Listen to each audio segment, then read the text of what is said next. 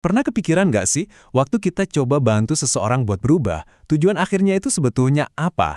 Nah, hari ini kita bakal bedah sebuah teks yang ngasih jawaban yang sangat spesifik dan berakar kuat yang disebut sebagai standar Tuhan. Oke, kita langsung aja ya ke jantung permasalahannya. Jadi, penulis teks ini tuh memulai dengan satu pertanyaan besar yang jadi fondasi buat siapapun yang posisinya membantu orang lain. Penulisnya seolah-olah nantang kita dengan pertanyaan ini. Waktu kita membantu seseorang, sebetulnya kita mau bawa mereka kemana? Tujuan akhirnya apa? Tanpa jawaban yang jelas, ya usaha kita bisa jadi cuma muter-muter aja, kayak kapal tanpa kompas. Dan disinilah penulis ngasih analogi yang unik tapi kena banget. Penggiling sosis. Gini, Anda kan nggak bisa asal masukin bahan terus berharap hasilnya enak kan? Mesti ada resepnya. Nah, dalam konseling, resep kita untuk manusia yang lebih baik itu apa?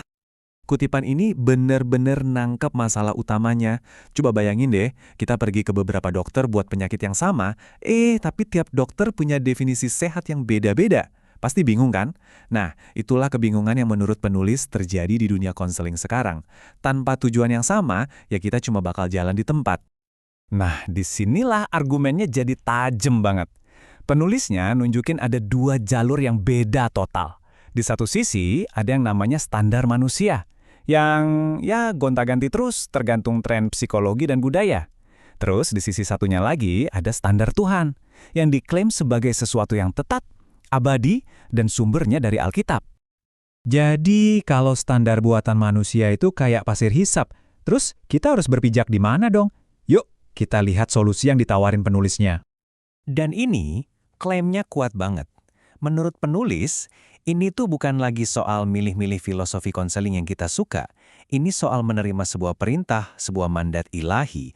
Standarnya udah ada, tugas kita ya tinggal mengikutinya. Nah, inilah inti argumennya. Tujuannya bukan sekedar jadi orang yang lebih baik, tapi secara spesifik menjadi seperti Yesus Kristus. Dalam kerangka ini, Alkitab itu bukan cuma buku panduan, tapi ibaratnya cetak biru dari hasil akhir yang kita mau. Tujuannya keserupaan dengan Kristus. Artinya apa? Artinya, dari A sampai Z, mulai dari nentuin masalah seseorang sampai cari solusinya, semuanya harus disaring lewat kacamata Alkitab. Ini jadi semacam sistem operasi yang ngatur semua proses konselingnya. Tapi, kenapa sih penulisnya seyakin ini kalau standar ini lebih unggul? Apa yang bikin standar ini begitu kokoh dibanding standar buatan manusia? Mari kita lihat argumennya. Klaim utamanya tuh gini, standar Alkitab itu ibaratnya kayak bintang utara. Tetap dan bisa diandalkan, nggak peduli kita ada di mana atau hidup di zaman apa. Standar ini nggak goyah cuma karena ada tren psikologi baru atau perubahan budaya. Nah, sebagai perbandingan, coba deh kita lihat standar manusia. Penulisnya nunjuk contoh kayak Asosiasi Psikiatri Amerika atau APA yang definisinya tentang apa yang normal itu bisa berubah cuma gara-gara voting. Ini menurut penulis jadi bukti betapa rapuh dan subjektifnya standar yang kita bikin sendiri. Dan inilah inti perbedaannya, dirangkum dengan sempurna. Di satu sisi ada kebenaran yang dianggap kokoh dan nggak berubah. Di sisi lain, ya ada opini manusia yang bisa berubah-ubah. Ibaratnya batu karang lawan pasir. Oke, teorinya sih kedengaran jelas ya. Tapi prakteknya gimana dalam obrolan nyata antara dua orang? Yuk kita lihat contoh praktis yang ada di dalam teks. Kita masuk ke sebuah skenario yang, mungkin relate ya buat sebagian dari kita. Dua orang teman, ada rasa cemburu, terus ada kebohongan yang bikin hubungan jadi rusak. Coba kita lihat gimana pendekatan ini menanganinya. Coba perhatiin deh, apa yang terjadi di sini. Tujuannya bukan sekedar supaya mereka baikan lagi.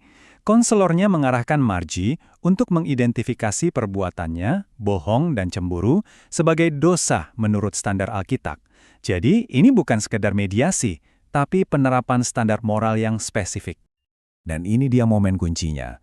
Obrolan mereka bergeser dari yang tadinya cuma soal perasaan pribadi, jadi obrolan yang punya landasan yang sama. Mereka sekarang ngomong pakai bahasa yang sama, tentang dosa dan pengampunan yang sumbernya dari Alkitab. Ini ngebuka jalan buat rekonsiliasi yang lebih dalam, bukan cuma sekedar minta maaf biasa. Jadi di contoh ini, Alkitab itu fungsinya kayak alat diagnosis sekaligus buku resep. Alkitab nunjukin masalahnya apa, yaitu dosa, terus ngasih langkah-langkah yang jelas buat penyembuhannya, pengakuan, pertobatan, dan pengampunan. Prosesnya jadi sangat terstruktur. Tapi tunggu dulu, ceritanya belum selesai. Penulis menutup dengan sebuah peringatan penting. ada satu tapi besar yang nggak bisa kita abaikan. Dan ini dia bagian yang menariknya. Kita bisa aja tahu semua hal yang benar, bahkan mungkin hafal seluruh isi Alkitab. Tapi pengetahuan doang, menurut penulis, nggak akan mengubah apa-apa. Masih ada satu bahan kunci yang hilang. Dan inilah dia, bahan yang hilang itu. Kemauan. Penulis negasin kalau perubahan sejati itu terjadi bukan pas kita tahu apa yang benar, tapi pas kita bersedia untuk melakukannya. Ini soal ketaatan yang aktif, penyerahan diri, bahkan, dan ini yang paling penting, ketika perasaan kita lagi nggak sejalan. Dan dengan itu, kita kembali ke titik awal, tapi dengan pemahaman yang lebih dalam. Pertanyaan yang diajukan teks ini relevan banget buat kita semua. Saat kita berusaha buat berubah, atau bantu orang lain berubah, kompas kita itu apa? Apakah itu kebijaksanaan kita sendiri, tren di masyarakat, atau seperti yang diusulkan oleh sumber ini, sebuah standar ilahi yang tetap?